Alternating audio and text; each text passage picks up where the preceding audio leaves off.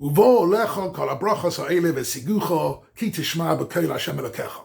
This week's Parsha, Parshas Ki-Tavo, we have 14 psukim describing the most wonderful, idyllic state of us being the recipients of the blessings of HaKadosh Baruch Hu, both personally, Baruch Atah Ba'ir, Baruch Atah B'Sadeh, and nationally, in the sinha Hashem Elokecha Elyon HaKol Goyei Ha'aretz, that Klal Yisrael will reach a state of being in some way elevated above all the other nations of the world. Elevated in what sense? Not necessarily because of their great military might or industrial powers or startup investments or medical research, but Elyon HaKol Ha'aretz. Why? Because Ki Tishma B'Kol Hashem Elokecha. Because all the nations of the world, the nations of the world will see that we live a different life. We're marching to a different tune. We are following the mitzvah, the values, the understanding, the wisdom of the Torah, the way in which the Torah structures our personal life, our family lives, our national life. All that will become a dugma ishit. This is really the wonderful brachas of Parshas Ki-Tavo. I'd like to look at one strange word that appears in this parsha, and that is these brachas will find you, they will catch you, they will catch up with you. It's a strange thing. You would have thought that we are looking for the brachas. It seems that that's not the case. The brachas are looking for us, and they will catch us. What is being said here is something very profound, and that is that actually to live a blessed life, to live a life of simcha, and to live a life of blessing can never really be something that we focus on as a goal in life. Simcha and bracha can always only be a byproduct of a life which is lived meaningfully and purposefully according to the Ratzon Hashem, according to the Torah, and then indirectly we will get this bracha. If we have a look at the Gemara in Shabbos Daf Lamed, the Gemara there is grappling with an interesting question. Chazal say, Bikshu Chachomim Lignoz a Sefer Koheles, that the book of Koheles written by Shlomo HaMelech, there was a doubt whether to include it in the Tanakh or not. Why not, says the Gemara, Shedevor of Soshim Zeh Zeh, because several psukim are really contradicting each other. And it's very confusing. Now the truth is, we know that when there are contradictory psukim in the Torah or contradictions in the Mishnah or the Gemara, whenever the Torah gives us these contradictory statements, it's in order to force us to think a little bit more deeply, to look at it a bit more closely and find out what is really being said here. One of the examples is, the Gemara there brings down, that on the one hand, Koheles says, V'shibachti ani es ha-simcha, there's nothing greater in life than to have happiness, to have joy, to live a blessed life. That's the greatest thing in the world. And then a few chapters later it says, Simcha omarti maze osa. I said to Simcha, it's purposeless, it's meaningless, who needs Simcha? So the Gemara says, well, that's a contradiction. What is Shlomo HaMelech trying to tell us? And the Gemara concludes very interestingly that the key to understanding this particular contradiction is that one is Simcha shel mitzvah and one is Simcha shel holalut. Simcha shel holalut means simply partying, being happy for no particular reason, just being happy for happiness' sake. Why? Because you're pursuing happiness. That's Simcha shel holalut, says Shlomo HaMelech, mazu osa, that's meaningless. It's kachalom ya'uf. It's here now and gone tomorrow. It's of no value at all.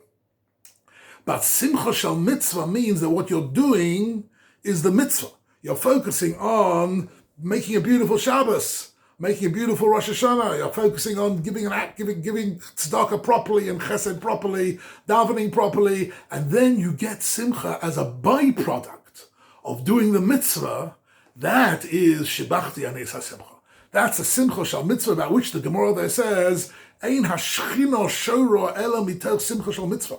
That's the only way that we can ever experience the presence of the Shekhinah in this world, is the happiness and the joy which come as a side effect of our pursuit of Torah and mitzvahs.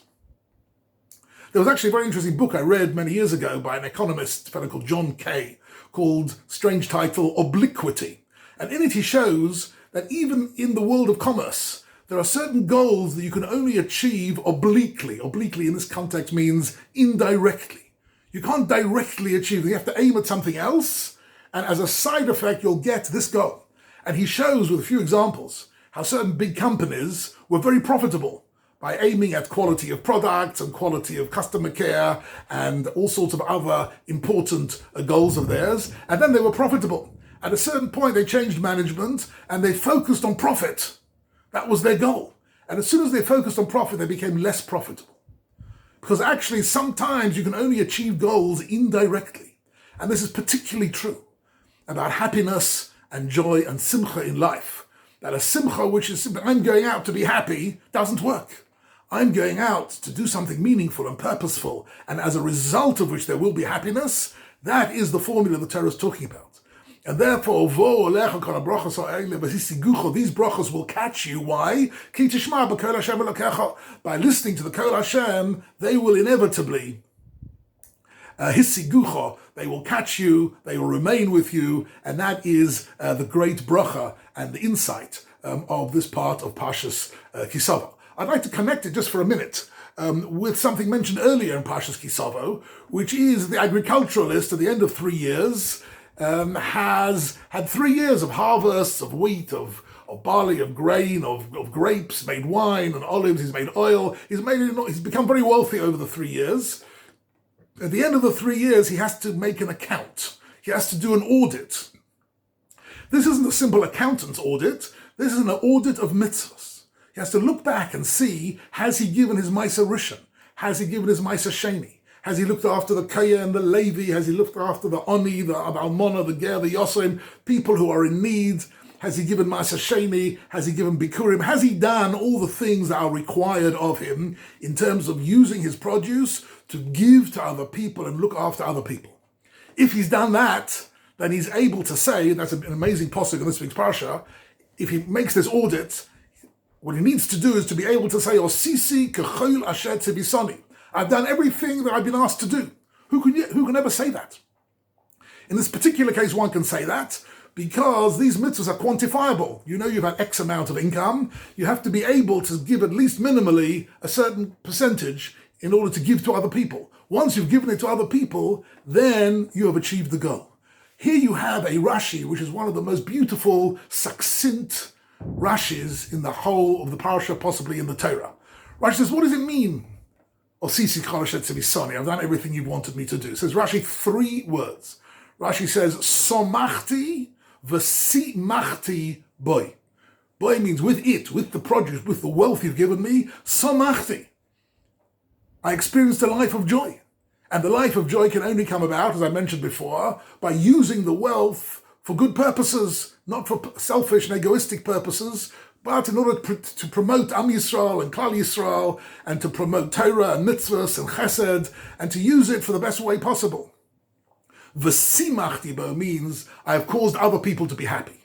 I've created happiness in other people. And that is the greatest goal that every Jewish person has, with everything, all the gifts and talents and assets that we've all been given, to be able to say, somachti v'simachti bo.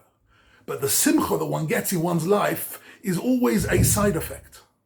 One has simcha from one's children, right? But you don't have children in order to have simcha. You have children in order to bring a next generation, in order to give to children, in order to continue the family and the nation and the Maseira and the Emunah of Klal Yisrael. And then as a side effect, the children will give you simcha. But it's not the goal that you're aiming at.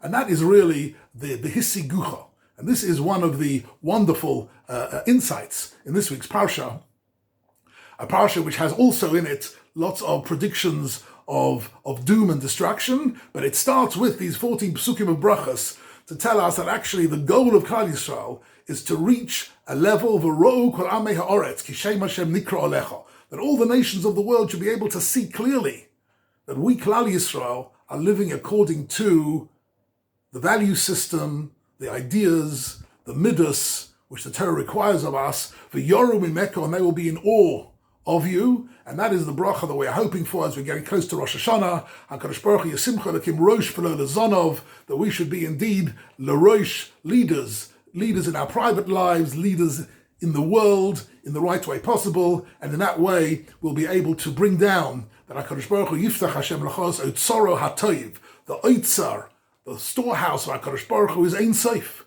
is infinite.